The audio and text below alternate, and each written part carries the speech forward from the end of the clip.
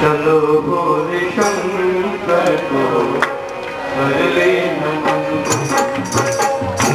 चलो भोले शंकर को कर ले नमन। प्रतापी जाएगा, प्रतापी जाएगा, माधव चलो चलो भोले शंकर को कर ले नमन। चलो भोले शंकर को कर ले नमन। प्रतापी जाएगा, प्रतापी जाएगा, माधव जन्म। चलो भोले शंकर को कर ले नमन। चलो भोले शंकर को कर ले नमन। ये झूठी है काया, ये झूठी है माया, ये झूठी है काया, ये झूठी है माया। झूठे तकसीर से है दिल क्यों लगाया, झूठे तकसीर से है दिल क्यों लगाया। नहीं साथ जाएगा, नहीं साथ जाएगा तेरे कफन। चलो भोले शंकर को कर ले नमन। चलो भोले शंकर को कर ले नमन। ये ज्योति है काया, जिस काया का हमें अभिमान रहता है, जिस काया की सुंदरता का हम इतना ध्यान रखते हैं, इस काया का महत्व कब तक है? जब तक इस काया में प्राण रूपी ज्योति है।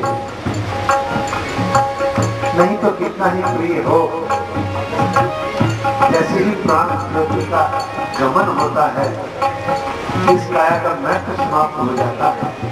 हम शीघ्र से शीघ्र इसका संस्कार करना चाहते हैं। जिस काया का हमें अभिमान रहा, जिस काया का हमने इतना चिंतन किया, जिस काया का हमने इतना पोषण किया, उस काया का महत्व प्राण वायु जाते ही महत्व ही हो जाती है। तभी तो कहा है, बार बार कहा, क्षमा बुझ जाती है जलते जलते और सांस रुक जाती है चलते चलते। कौन सा पल अंतिम पल हो जाए, कौन सा क्षण अंतिम क्षण हो जाए, मालूम नहीं है। अमरता का पत्ता किसी विज्ञान में ये मालूम नहीं हो सका। आने का मालूम है, जाने का मालूम नहीं है। जिस काया का वो अभिमान करते हैं, जिस सौंदर्य का अभिमान करते हैं, जिस काया का इतना पोषण करते हैं, उसका कोई ठिकाना नहीं है। कब समाप्त हो जाए, कब महत्वहीन हो जाए। और ऐसे ही माया है, माया के मालिक कब तक है? जब तक आपके प्राण वायु है। उसके मेरे मरने के बाद मेरी धन संपदा का मालिक कौन होगा, कोई गारंटी नहीं है। हम तो कितना ही राजमाता गायत्री देवी को मालूम था क्या किसकी संपदा पे इतनी लड़ाई होगी। कोई पोता बन के आ गया, कोई पौत्र बन के आ गया और कोई पुत्र बन के लड़ाई कर रहा है। वो कब तक मालिक थी? जब तक उनकी काया में प्राण बने, उस माया के मालिक तक। और हम झूठे जगत को प्रसन्न करना चाह रहे हैं। मेरी पत्नी प्रसन्न हो जाए, मेरा पुत्र प्रसन्न हो जाए, मेरा भाई प्रसन्न हो जाए, मेरा समाज प्रसन्न हो जाए, मेरा मित्र प्रसन्न हो जाए। ये प्रसन्न तब तक ही होंगे जब तक आप इनके अनुकूल व्यवहार करोगे। एक भी व्यवहार प्रतिकूल कर लिया, ये आपसे प्रसन्न नहीं है। हमने कभी परमपिता परमात्मा को प्रसन्न करने का प्रयास कर लिया होता तो हमें किसी को प्रसन्न करने की आवश्यकता नहीं रहती।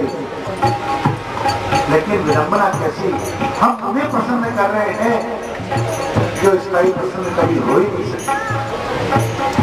और कहा है कि भैया साथ कुछ नहीं जाएगा, खाली हाथ जाओगे, कफन के साथ नहीं जाओगे। बड़े से बड़ा धनवान राजा महाराजा खाली हाथ में, सिकंदर महान जैसा व्यक्तित्व जो विश्व विजय के लिए निकला, ध्रुव प्रेरणा मिली, कृपा हुई, सद्बुद्धि आई, अपने मंत्रियों को बुलाया, कहा कि मेरे देहांत के बाद में, मेरे मरने के पश्चात मेरे दोनों हाथ ताबूत से बाहर निकाले जाए। मंत्री ने प्रश्न किया कि सरकार ऐसा क्यों? बोले संकेत जाना चाहिए सिकंदर मान जैसा व्यक्ति भी खाली हाथ ले आता, हमारी दिशा क्या है? हम चिंतन करके देखें, कभी किसी धनी व्यक्ति को याद किया गया क्या?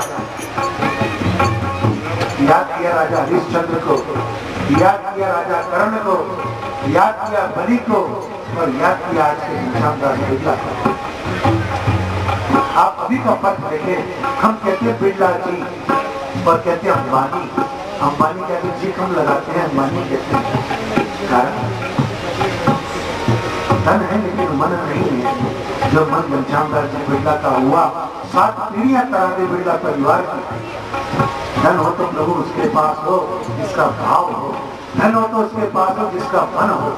जब सिकंदर मान जैसा व्यक्ति खाली हाथ जा सकता है, कफन साथ नहीं जाएगा। हमें जो सामर्थ्य दिया है, अगर उसका अर्श का सदुपयोग कर दिया, हमारा जीवन सार्थक हो जाएगा, हमारा धन सार्थक हो जाएगा, हमारा कुल सार्थक हो जाएगा। नहीं तो भैया साथ कुछ लाए नहीं, साथ कुछ जाना नहीं। ये अवसर मिला है, इसको गंवाना नहीं, ये दोबारा अवसर नहीं मिलेगा। नहीं साथ जाएगा, नहीं साथ जाएगा तेरे कफन चलो बोल शंकर को करे नमन, चलो बोल शंकर को करे।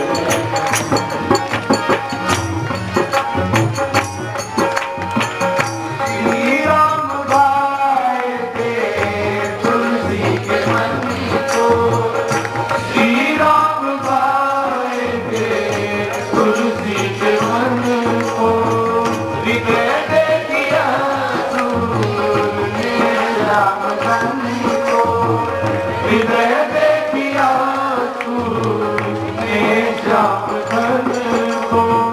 हमारी दुश्मनी